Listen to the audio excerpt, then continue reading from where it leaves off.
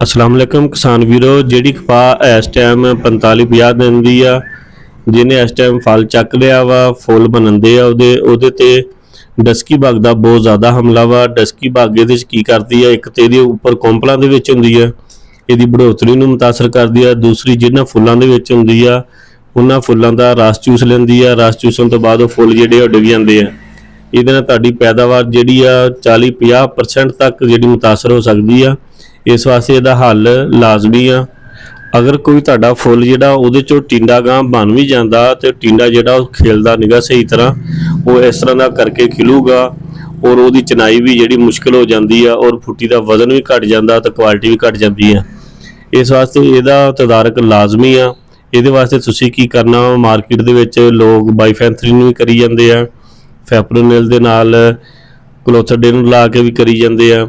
लेकिन असी ਇਹਦਾ ਸਭ ਤੋਂ ਟਾਪ ਦਾ ਰਿਜ਼ਲਟ ਦੇਖਿਆ ਕਿ 250 ml ਤੋਂ 300 ml ਕਲੋਰੀ ਕਿਸੇ ਅੱਛੇ ਘਰ ਦੀ ਤੁਸੀਂ ਲੈ ਲੈਣੀ ਆ।